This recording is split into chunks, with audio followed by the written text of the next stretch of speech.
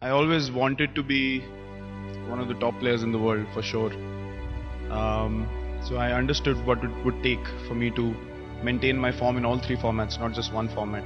So he really the amount of stress it brought onto him mentally was huge.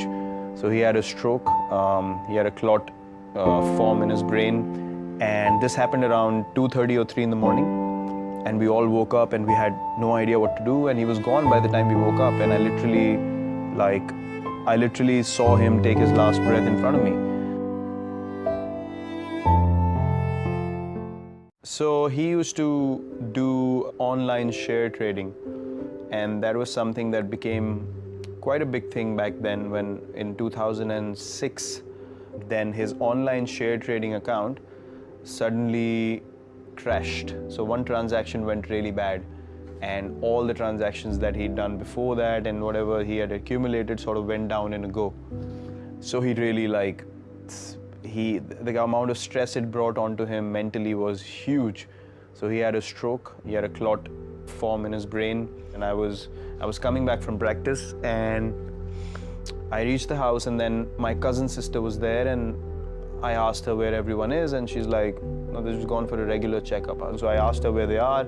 She told me this place, and I was like, take me there. So we went there, and then I saw him, in a situation that I'd never seen him before. Because it was a stroke in the brain, he wasn't able to react in the normal manner, So I saw him like that, and then they took him to the operation theater, and then it was a very difficult time because they did the operation, then he came back home, and then he was in rehab, but I saw him, left side of his body got paralyzed, left side vision also got compromised, and eventually after a couple of weeks of rehab, he got a cardiac arrest. Actually, I was playing a game, and we were playing one of these 4-day games, which used to happen at the first class level, and I was supposed to resume batting the next day. And this happened around 2:30 or 3 in the morning, and we all woke up and we had no idea what to do, and he was gone by the time we woke up, and I literally saw him take his last breath in front of me. And I tried to pump his chest and all that, nothing worked. And then there were a few doctors around in that area that we lived in. We went to their place. No one opened the door because it was 3 in the morning. We couldn't get any response, and then we drove him to the hospital. But by the time they tried electric shocks and everything, all those kind of things, but nothing worked. He couldn't recover at all. So my sister and my brother and my mother, they all broke down, and funnily enough, I couldn't cry at all. There was no emotion coming out of me, and I just became blank. I couldn't register what just happened. And then I called my coach in the morning, and I told him what had happened. And then he asked me, what do you want to do? I said, I want to go and play. For me, leaving a cricket match was something which was not acceptable, regardless of what happened in life.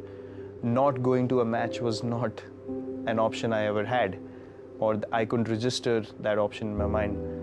So I left the house. I hadn't cried at all, nothing, no emotion. And my family was actually feeling a bit nervous looking at me because I was showing no emotion, and everyone was crying and they were emotional. And then I went to the game, and I picked up a friend of mine again, and I told him what had happened. He thought I was joking, he didn't believe me. We kept going, we reached the stadium, and when we reached the stadium and I sat in the change room, and he told everyone what had happened. So when everyone came around me to tell me, we're sorry for you, and that's the time I really broke down, and that's the time all that emotion came out, and I don't know why. I was upset because the umpire in the game made a wrong decision, and he gave me out when I wasn't out.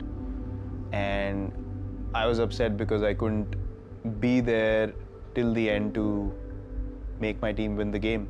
And I was really upset about that. Now I feel like it was probably the most impactful thing that happened in my life. Because I remember that day, I came back from the game. After I got out, I came back to do the cremation and all the rituals that follow.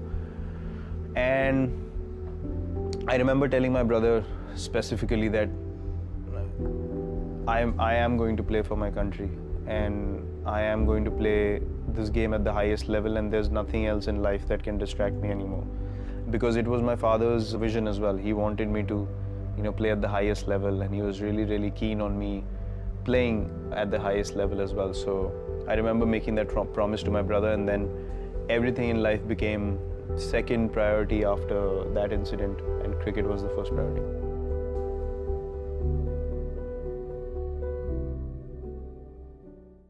create your own ideas, make your own identity.